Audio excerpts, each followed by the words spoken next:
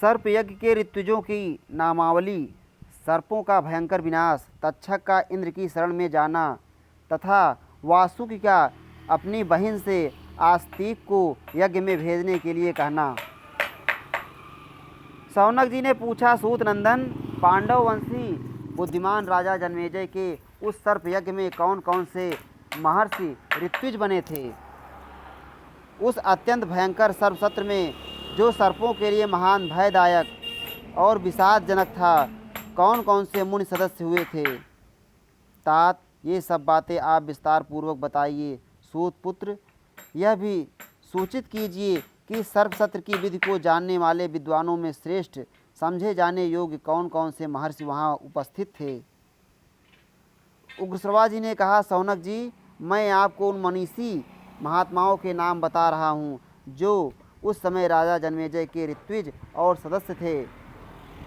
उस यज्ञ में वेद वेत्ताओं में श्रेष्ठ ब्राह्मण चंड भार्गव होता थे। एक पद है होता। उनका जन्म च्यवन मुनि के वंश में हुआ था।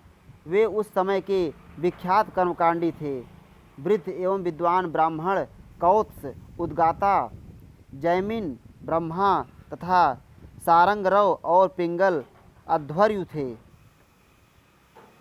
इसी प्रकार पुत्र और शिष्यों सहित भगवान वेद व्यास, उद्दालक, प्रमतक, श्वेतकेतु, पिंगल, असित, देवल, नारद, पर्वत, आत्रेय, कुंड, जठर, द्विजश्रेष्ठ, कालघट, वात्स्य, जप और स्वाध्याय में लगे रहने वाले बूढ़े, श्रुतश्रवा, कोहल, देवशर्मा, मौद्गल्य तथा समसौरभ, ये और अन्य बहुत से वेद विद्या के पारंगत ब्राह्मण जन्मेजय के उस सर्प यज्ञ में सदस्य बने थे। उस समय उस महान यज्ञ सर्प सत्र में ज्यों ज्यों ऋत्विज लोग आहुतियाँ डालते, त्यों त्यों प्राणी मात्र को भय देने वाले घोर सर्प वहाँ आ आकर गिरते थे। नागों की चर्बी और मेद से भरे हुए कितने ही नाले बह चले। निरंतर जलने वाले सर्पों की तीखी दुर्गंध चारों ओर फैल रही थी। जो आग में पड़ रहे थे, जो आकाश में ठहरे हुए थे और जो जलती हुई आग की ज्वाला में पक रहे थे, उन सभी सर्पों का करुण क्रंदन निरंतर जोर जोर से सुनाई पड़ता था। नागराज तक्षक ने जब सुना कि राजा जन्मेजय ने सर्प यज्ञ की दीक्षा ली है, तब उसे सुनते ही वह देवराज इंद्र के भवन में चला गया। वहाँ उसने सब बातें ठीक ठीक का सुनाई। फिर सर्पों में श्रेष्ठ तक्षक ने अपराध करने के कारण भयभीत हो इंद्रदेव की शरण ली। तब इंद्र ने अत्यंत प्रसन्न होकर कहा, नागराज तक्षक, तुम्हें यहाँ उस सर्प यज्ञ से कदापि कोई भय नहीं है। तुम्हारे लिए मैंने पहले से ही पितामह ब्रह्मा जी को प्रसन्न कर लिया है, अतः तुम्हें कुछ भी भय नहीं है। तुम्हारी मानसिक चिंता दूर हो जानी चाहिए। उग्रश्रवा जी कहते हैं, इंद्र के इस प्रकार आश्वासन देने पर सर्पों में श्रेष्ठ तक्षक उस इंद्र भवन में ही सुखी एवं प्रसन्न होकर रहने लगा। नाग निरंतर उस यज्ञ की आग में आहुति बनते जा रहे थे। सर्पों का परिवार अब बहुत थोड़ा बच गया था। यह देख वासुकि नाग अत्यंत दुखी हो मन ही मन संतप्त होने लगे।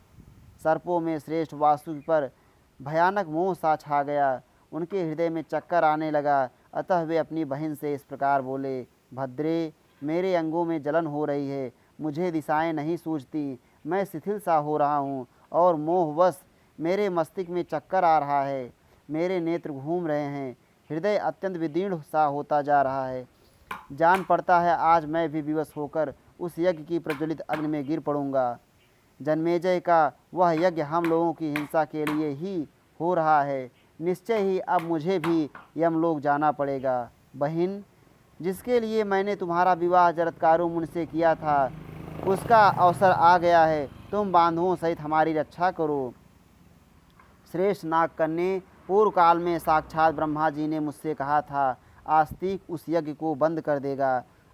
अतः वत्से, आज तुम बंधु बांधवों सहित मेरे जीवन को संकट से छुड़ाने के लिए वेद वेत्ताओं में श्रेष्ठ अपने पुत्र कुमार आस्तिक से कहो। वह बालक होने पर भी वृद्ध पुरुषों के लिए भी आदरणीय है। इस श्री महाभारते आदि पर्वणि आस्तिक पर्वणि सर्वसत्रे वासुकि वाक्ये त्रिपंचाशत्तमो अध्याय।